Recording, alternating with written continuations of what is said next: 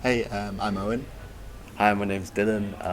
I've been gaming since I was a kid, probably about 7.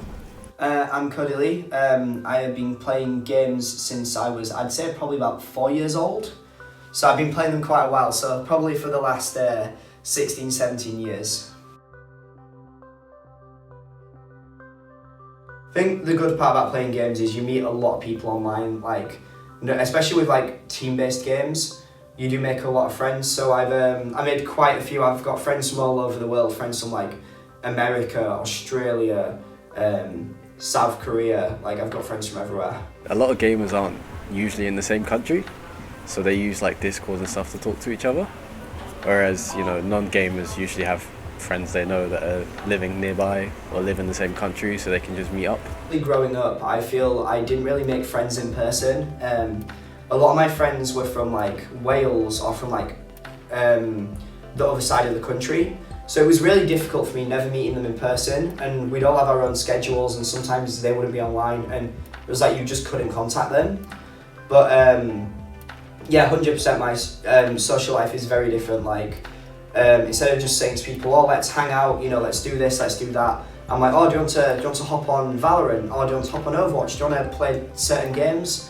And that's kind of how I spend time with friends and relax. So with a lot of my non-gaming friends, it's much easier to go and see them because I tend to be in close contact with them because I'm close to them, as opposed to being able to play lots of games with them. It's much easier to contact my friends to get into playing with them when I'm online and when they're online.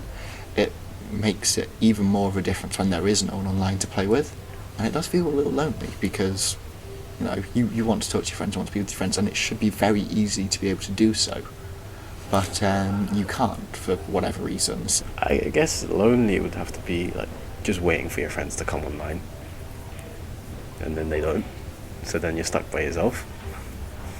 It's not that fun. I mean, I prefer playing multiplayer because it's fun, especially the games I play as well are a lot more fun than playing solo.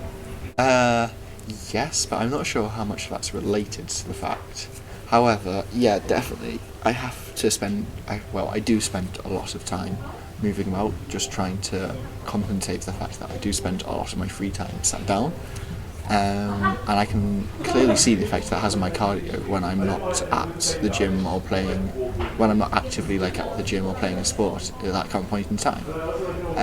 Because when I used to play rugby, I could run around as much as I wanted and not feel tired. But when I stopped playing that and carried on playing games, it took me a while to realise that it was really affecting my ability to run around and things, which I really noticed when I was coming late for lectures in my first year, and I would have to run to the lecture, but I wasn't able to run all the way to the lecture because I hadn't actually spent much of my time on my feet. I don't know, I feel like a lot of avid gamers are probably very unfit, both mentally and physically. When I am playing games and my friends aren't responding and I'm wanting to play with friends, it's just kind of I'm just sat here alone. You spend a lot of time in your bedroom. I grew up, I spent 6 hours a day after school, 7 hours a day after school, just in this one room, talking to people online all day, every day, instead of going outside, exercising, doing more traditional activities like playing sports or going to the cinema. So I feel that did actually make me feel quite lonely, and especially at school, for example, I wouldn't really get along with people there, and because I didn't try and make friends there because I had my ones online, it meant that I also suffered in other ways. I wouldn't say more concerning, but I would definitely say it can be quite dangerous to let things